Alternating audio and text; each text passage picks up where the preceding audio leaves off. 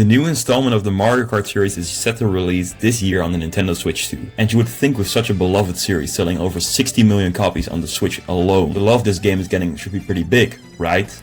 Now to be fair, things were looking really good for this game, aside from some questionable decisions. I just can't do it. I can't take this shit no more, man. But overall, after the Nintendo Direct, people were really excited about this game. But then they had to show the price. The price tag of this game was enough for people to completely get outraged at Nintendo. Which, to be honest, is fair. We have been waiting for 11 years for a new Mario Kart to show up, so people's expectations were really high. However, I do believe this price tag is blinding people into thinking all of Mario Kart World is bad. And so today I'm going to be talking about all the issues people seem to be having with this game, and what I think is warranted and what's not. Also, spoiler warning, this is my own opinion. There will probably be something said that you don't agree with, but this is my opinion, okay? Before we get into the video, I want to ask you guys to subscribe. It really helps out. Let me just say it. This game, with the information we've got from the directs, is not worth 80 bucks. Now when people first heard of this price tag, they were quick to assume that Nintendo was just ripping us off.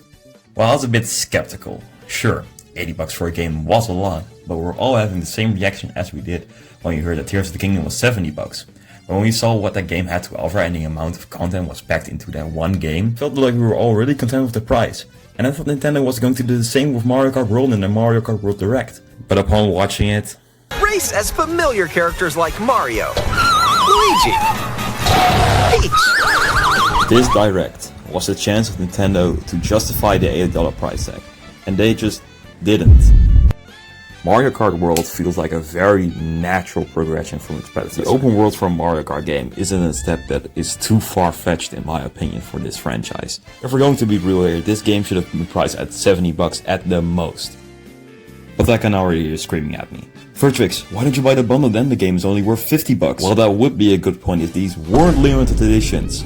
Let me paint a scenario for you really quick. This is John. John has an average 9-to-5 job and 2 kids. John goes to GameStop to buy a Nintendo Switch 2 for his kids on Christmas. He checks the shelves only to find out he has to buy Mario Kart World and the Nintendo Switch 2 separately for, count them, 530 bucks. Remember, people bought the same thing last gen with Mario Kart 8 Deluxe and Nintendo Switch 1 for 360 bucks. People expect lower prices from Nintendo. Nintendo should have expected this 100%. They are really shooting themselves in the foot right here. And again, I at least expected them to explain the price in the Mario Kart World Direct. Especially when Doug Bowser himself said we should watch out for this Direct when we asked him about the price of this game. I find the price of this game to be a completely warranted criticism at this game from the fans. But like I mentioned, this is the only thing people have problems with. As you might have seen in the directs, Nintendo's quote-unquote excuse for this game being $80 is the gimmick of this game. And that gimmick is, of course, the open world. Now what does this mean for the gameplay besides the free roam mode? Well, a new feature of this game is that you drive from course to course between races. After you finish a course, you race to the next one to complete one lap of that course. Like the usual free laps for those courses. Now a lot of people have been saying that this looks boring or unfun to drive on, because there isn't as much content in these intersections than there is on the actual courses. Which I guess is true. I mean, it's just roads with some cars and hammer bros spread throughout. But this is where I'm about to sound a lot more positive about this game. First of all, I think the charge jump and wall ride abilities we now have in Mario Kart World is going to make driving on these straight roads a lot more fun. You have so many options now that I don't think you're going to get as easily bored as you would when you would get a straight road in Mario Kart 8, for example. Also, 24 races at all times on the tracks means there will be a lot more item chaos, which I think will result in easing the boredom a little bit of the straight roads. One more thing before we get into the big one. In Mario Kart 8 Deluxe we have tracks like Excite Bike Arena and GBA Mario Circuit that have an amount of obstacles similar to the intermission in Mario Kart World. And those tracks are beloved to this day. Now, my final point I want to make about the straight roads. Take yourself back to the days you were playing Mario Kart 8 Deluxe. Now I'm going to ask you one simple question. Who of you, after completing the Grand Prix, actually played it again? Because these intermissions are only in Grand Prix and an option in Versus mode. They are not a thing in online worldwide.